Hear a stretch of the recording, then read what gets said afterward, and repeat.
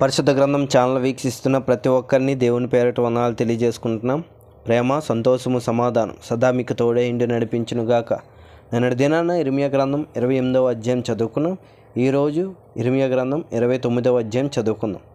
రాజైన యెకొన్యా తల్లియగు రాణియు రాజ పరివారమును యోధాలోను యెరూషలేములోనున్న అధిపతులను శిల్పకారులను కంసాలులను యెరూషలేమును విడిచి వెళ్ళిన తరువాత ప్రవక్త అయిన ఇర్మియా పత్రికలో లింకించి యోధా రాజైన సిద్కియా బబులోను రాజైన నెబుకద్రెజరు నొద్దకు పంపిన షాఫాను కుమారుడైన ఎల్యాసా చేత హిల్కీయా కుమారుడైన గెమర్యా చేత యెరూషలేము నుండి చెరపట్టబడిపోయిన వారి పెద్దలలో శేషించిన వారికి యాజకులకును ప్రవక్తలకును యెరూషలేము నుండి బబులోనునకు అతడు చెరగనిపోయిన జనులందరికీ పంపించిన మాటలు ఇవే. ఇశ్రాయేలు దేవుడును సైన్యములకు అధిపతియునగు యెహోవా తన ప్రేరేపణ చేత బబులోనునకు చెర తీసుకొని పోబడే వారికి అందరికీ ఇలాగా ఆజ్ఞ ఇచ్చుచున్నాడు. ఇండ్లు కట్టించుకొని వాటిలో నివసించుడి, తోటలు నాటి వాటి ఫలములను అనుభవించుడి, పెండ్లిళ్ళు చేసుకొని కుమారులను కుమార్తెలను కనుడి. అక్కడ ఏమీయూ మీకు తక్కువ లేకుండా అభివృద్ధి పొందుటకై వారు కుమారులను కుమార్తెలను కనునట్లు మీ కుమారులకు పెండ్లిళ్ళు చేయుడి, మీ కుమార్తెలకు పురుషులు సంపాదించుడి. నేను మిమ్మును చెరగొనిపోయిన పట్టణం యొక్క క్షేమం కోరి దాని కొరకు యెహోవాను ప్రార్థన చేయుడి. దాని క్షేమము మీ క్షేమమునకు కారణమగును. ఇశ్రాయేలు దేవుడును సైన్యములకు అధిపతియునగు యెహోవా ఇలాగ సెలవిచ్చుచున్నాడు. మీ మధ్యనున్న ప్రవక్తల చేతనైనను మంత్రాజ్ఞుల చేతనైనను మీరు మోసపోకుడి. మీలో కలలు కనువారి మాటలు వినకుడి. మీరు నా నామమును బట్టి అబద్ధ ప్రవచనములను మీతో చెప్పుదురు. నేను వారిని పంపలేదు. ఇదే యెహోవా వాక్కు. యెహోవా ఈ ఆజ్ఞ ఇచ్చుచున్నాడు. బబులోను రాజ్యమునకు 70 సంవత్సరములు గతించిన తరువాతనే మిమ్మును గూర్చి నేను పలికిన శుభవార్త నెరవేర్చి ఈ స్థలమునకు మిమ్మల్ని తిరిగి రప్పించునట్లు నేను మిమ్మను దర్శింతును. నేను మిమ్మును గూర్చి ఉద్దేశించిన సంగతులను నేను ఎరుగుదును. రాబోవు కాలమందు మీకు నిరీక్షణ కలుగునట్లుగా అవి సమాధానకరమైన ఉద్దేశములే గాని హానికరమైనవి కావు. ఇదే యెహోవా వాక్కు. మీరు నాకు మొర్ర పెట్టెదరే, మీరు నాకు ప్రార్థన చేయుచు వత్తురేని నేను మీ మనవి ఆలకింతును. మీరు నన్ను వెతికిన ఎడల పూర్ణ మనసుతో నన్ను గూర్చి విచారణ చేయు నెడల మీరు నన్ను కనుగొందురు. నేను మీకు కనపరుచుకొందును. ఇదే యెహోవా వాక్కు. నేను మిమ్మల్ని చెరలో నుండి రప్పించెదను.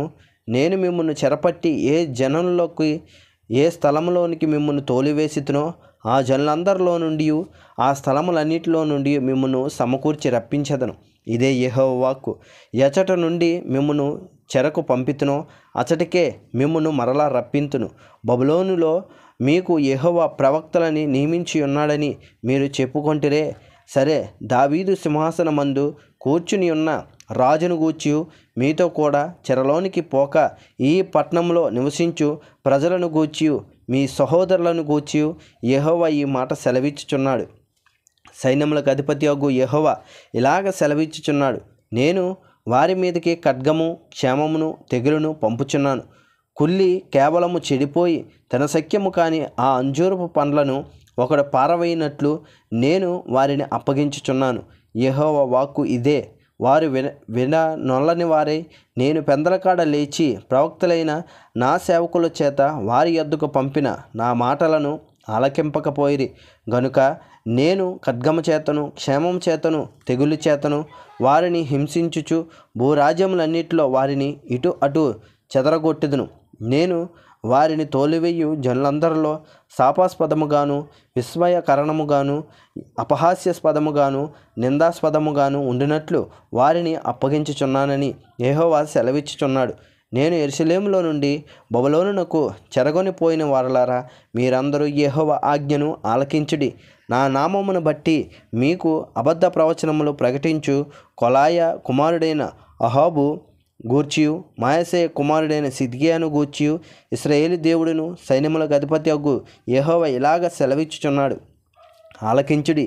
వారు ఇశ్రాయేలీల్లో దుర్మార్గము జరిగించుచు తమ పొరుగువారి భార్యలతో వ్యభిచరించుచు నేను వారికి ఆజ్ఞాపింపని అబద్ధపు మాటలను నా నామమును బట్టి ప్రకటించుచు వచ్చిరి. నేనే ఈ సంగతిని తెలుసుకొనిన వాడనే సాక్షిగానున్నాను. కాగా బబులోను రాజైన నెబుకద్రెజరు చేతికి వారిని అప్పగించుచున్నాను. మీరు చూచుచుండగా అతడు వారిని హతము చేయును.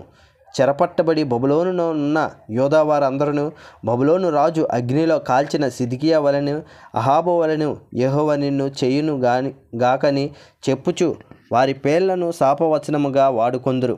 దే యెహోవాకు నెహెలామీయుడైన షెమాయాకు నీవీ మాట తెలియజేయము. ఇశ్రాయేలు దేవుడును సైన్యములకు అధిపతియు నగు యెహోవా ఇలాగా సెలవిచ్చుచున్నాడు. వెర్రివారై తమ్మును తాము ప్రవక్తలుగా ఏర్పరచుకొని వారిని నీవు సంకెళ్ళ చేత బాధించి బండలో వేయించినట్లుగా యాజకుడైన యెహోయాదాకు ప్రతిగా యెహోవా మందిర విషయంలో పై విచారణకర్తయగు యాజకునిగా యెహోవా నిన్ను నియమించనని యెరూషలేములోనున్న ప్రజలకందరికీ యాజకుడుగా మాయసయ్య కుమారుడగు జెఫన్యాకును యాజకులందరికీ నీవు నీ పేరటనే పత్రికలను పంపితివి.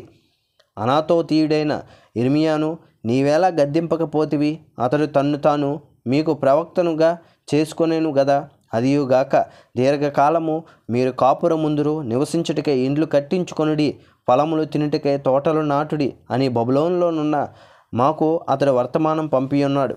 అప్పుడు యాజకుడైన జెఫన్యా ప్రవక్తైన ఇర్మియా వినుచుండగా ఆ పత్రికను చదివి వినిపించెను. అంతటా యెహోవా వాక్కు ఇర్మియాకు ప్రత్యక్షమే ఇలాగ సెలవిచ్చెను. చెరలోనున్న వారికి అందరికీ నీవు పంపవలసిన వర్తమానం ఏమనగా, యెహోవా నెహెలామీయుడైన షెమాయాను గూర్చి ఇలాగ సెలవిచ్చుచున్నాడు.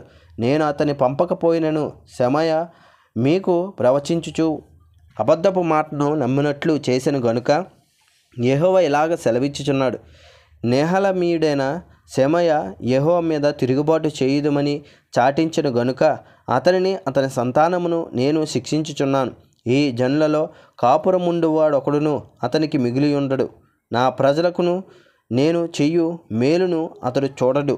ఇదే యెహోవా వాక్కు. ఇంతటితో ఇర్మియా గ్రంథం 29వ అధ్యాయం పూర్తయింది. రేపటి దినాన ఇర్మియా గ్రంథం 30వ అధ్యాయం చదువుకుందాం. ప్రేమ, సంతోషము, సమాధానం సదా మీకు తోడేండు నడిపించునుగాక. ఆమెన్.